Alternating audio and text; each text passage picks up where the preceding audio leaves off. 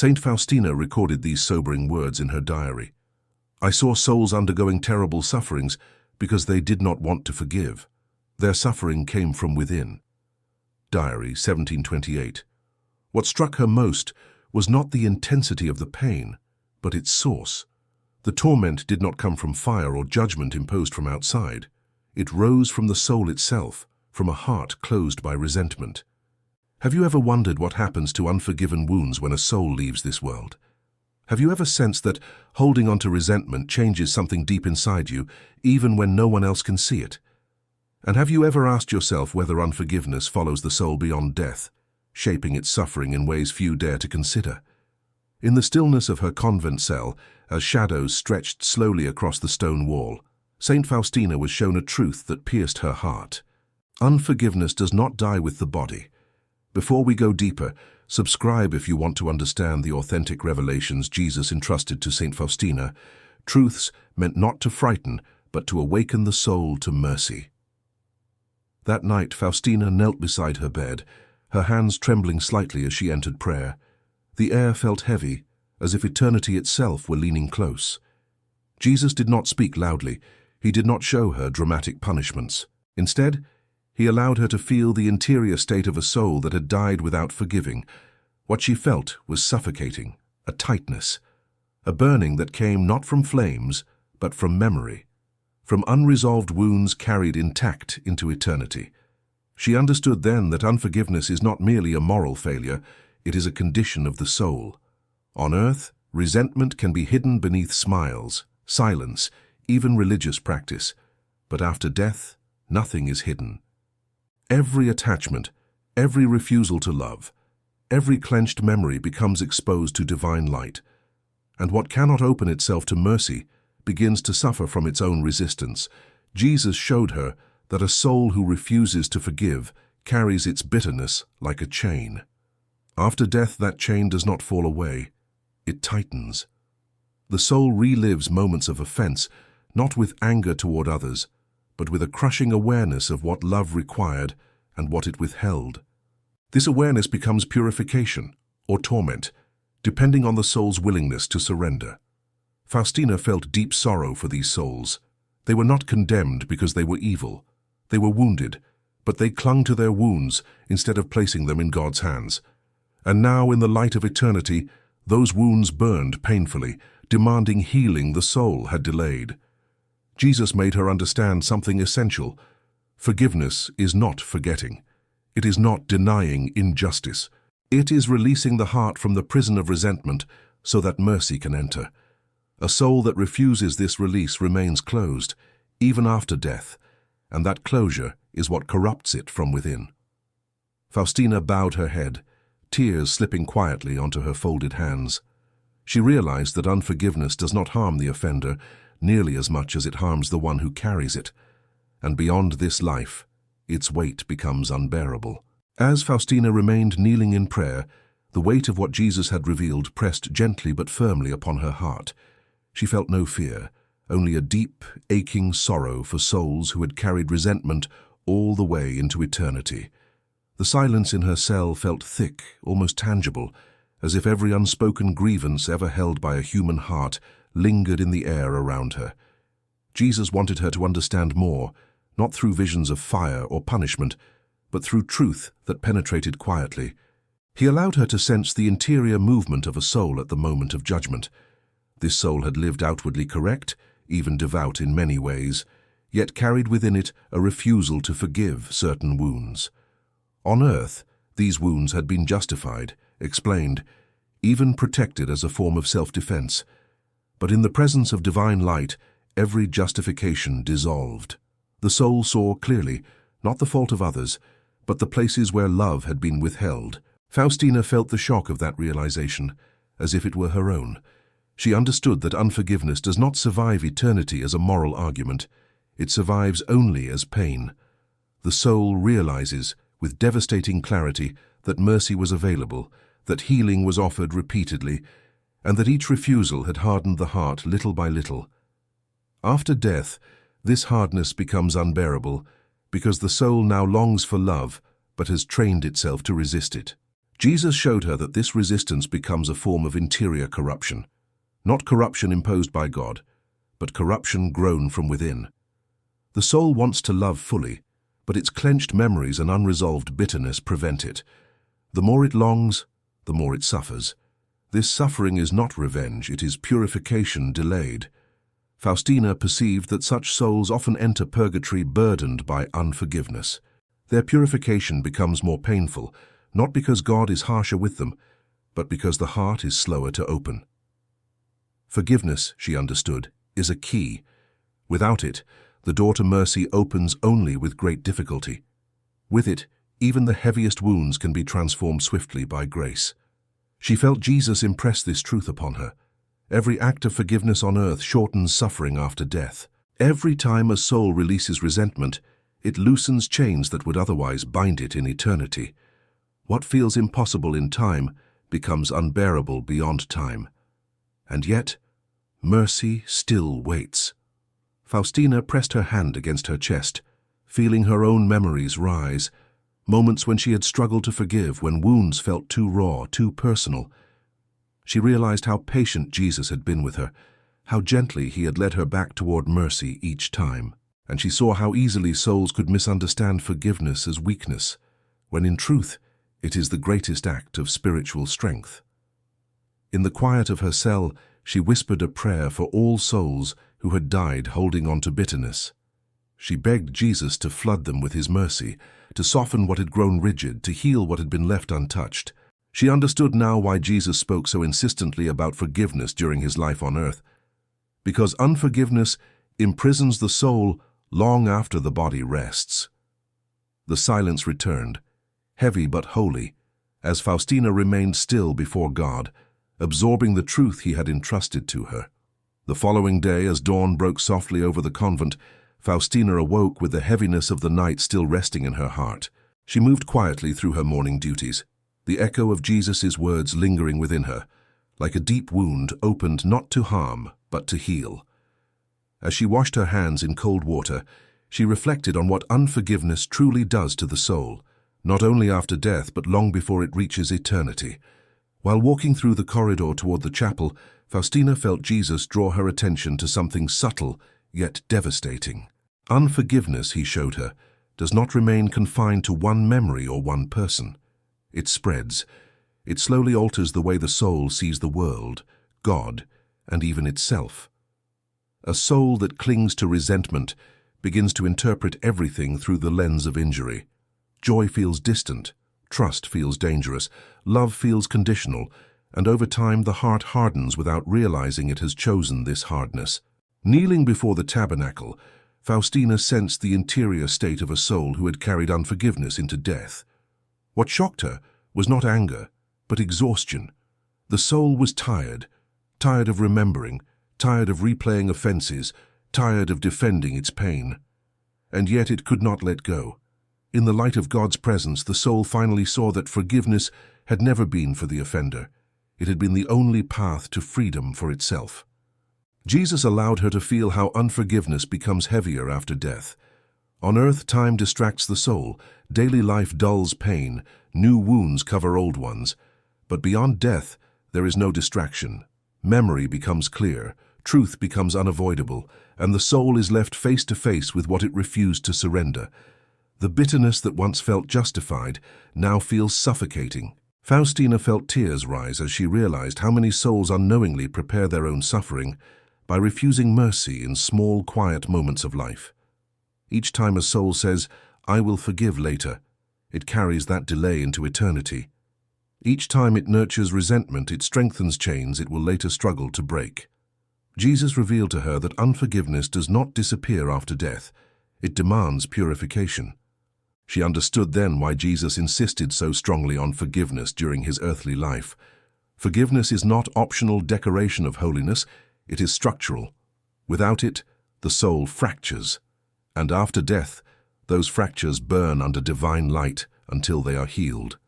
Faustina bowed deeply, pressing her forehead to the floor. She prayed for souls who died with hearts still clenched, unable to release old wounds. She prayed especially for those who believed their pain justified their resentment. Jesus showed her that divine justice does not erase wounds, it heals them. But healing requires consent, and unforgiveness is a refusal to consent. As she rose slowly from prayer, she felt a gentle urgency in her heart. This revelation was not meant to remain in silence.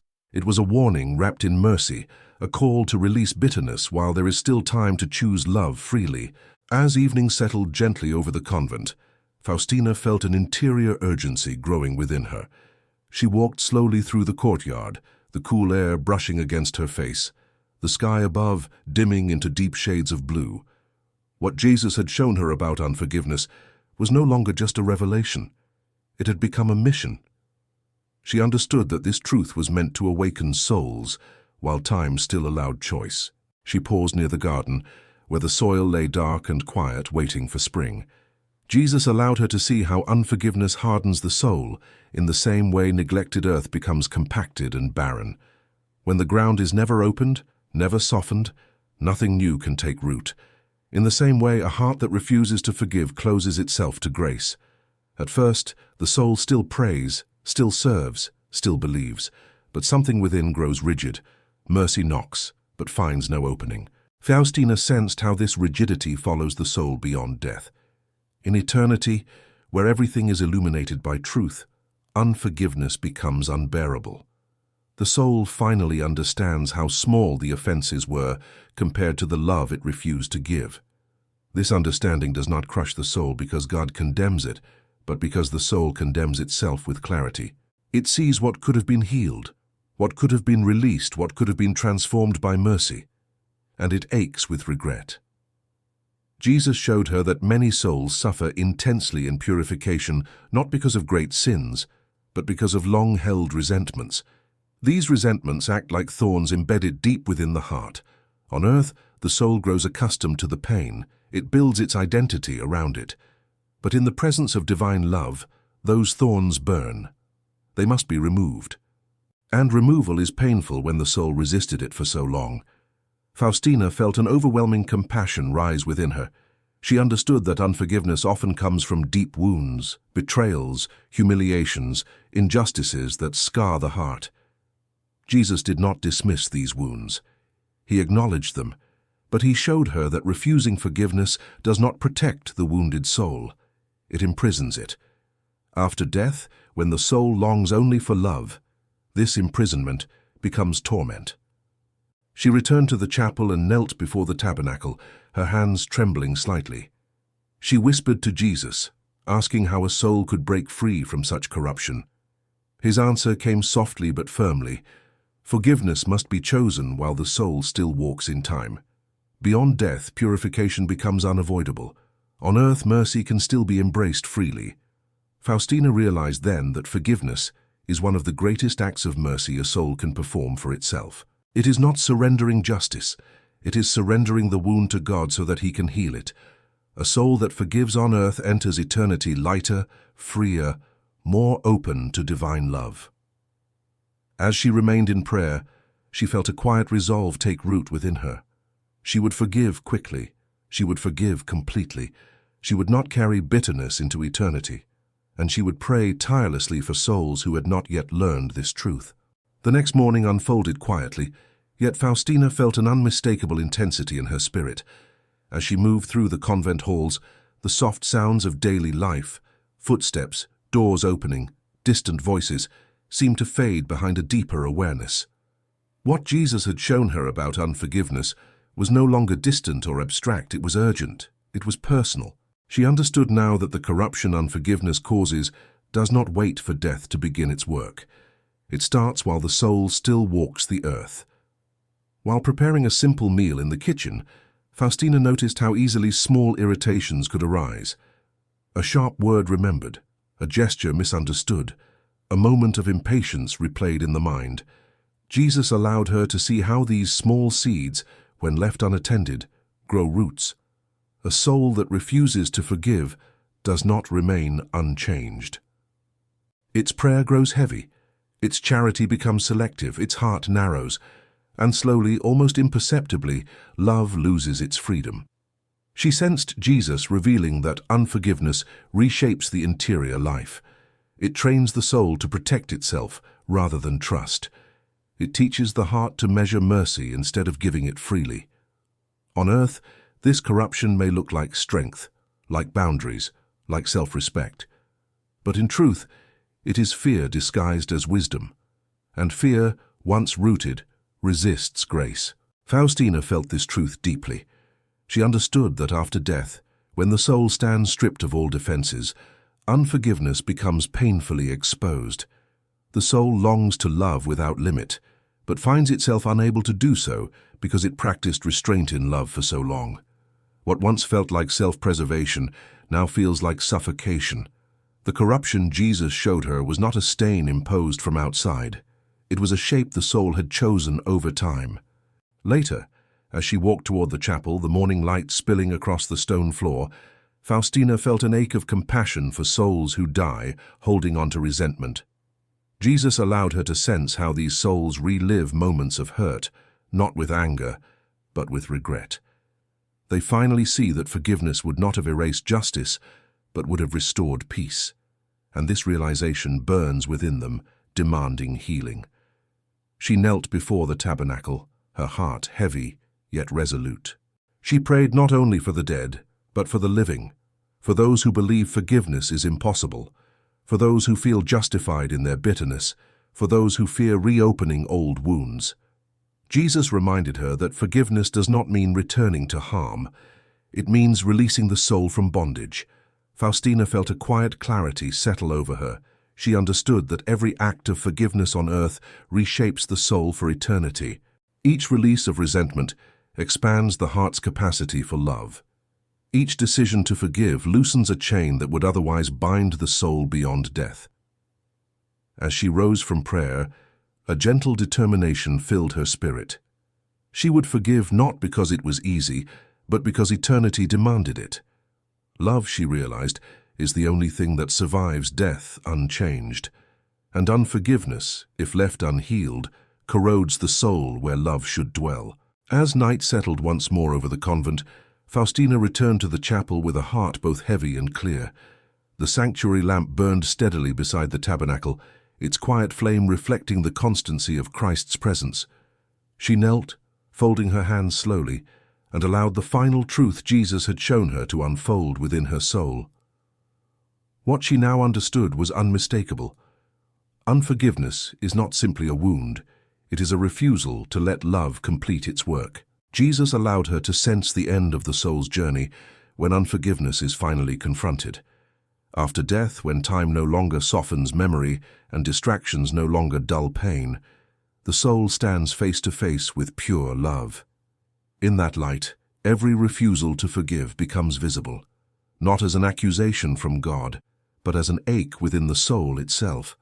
The soul longs to open fully, to love without reserve, yet feels restrained by habits of resentment it practiced for years. This inner resistance becomes suffering.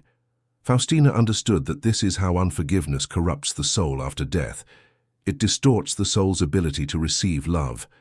God offers himself completely, endlessly, without condition. But the soul that trained itself to withhold mercy struggles to accept mercy freely given. The corruption is not hatred, it is incapacity. An incapacity learned slowly, choice by choice, moment by moment, across a lifetime. Jesus showed her that in purification, unforgiveness must be burned away. The soul cannot enter the fullness of heaven while clinging to resentment, because heaven is total communion. Nothing divided can remain. And the longer the soul resisted forgiveness on earth, the more painful this purification becomes, not because God desires pain, but because love demands freedom. Faustina felt tears fall quietly as she prayed for those souls. She realized that every act of forgiveness on earth is a mercy not only for the present, but for eternity. Forgiveness reshapes the soul to resemble Christ, who forgave even while suffering. A forgiving soul becomes light, flexible, open, capable of receiving divine love without resistance. She also understood something deeply consoling. No soul is beyond healing. Even after death, mercy continues its work. The fire that purifies is the same love that heals. But how much gentler that healing becomes when the soul has already learned forgiveness in time. Faustina bowed her head and whispered a simple prayer, one born from everything she had seen and felt. Jesus, teach souls to forgive before eternity teaches them through pain. She prayed for families divided by resentment, for hearts hardened by betrayal, for wounds left unattended, for bitterness mistaken as strength. She prayed that souls would choose freedom now, while grace could still be embraced gently. As she rose from prayer, peace settled over her like a quiet certainty. She knew why Jesus had shown her this revelation. It was not to condemn, but to warn with love, not to frighten, but to liberate. Forgiveness, she understood at last, is not a favor given to others. It is the key that unlocks the soul for eternal love. The chapel fell into silence as Faustina extinguished the candle and turned toward her cell. Darkness filled the room, but within her heart a clear light remained. Love alone survives death, and only a forgiving soul can receive it fully.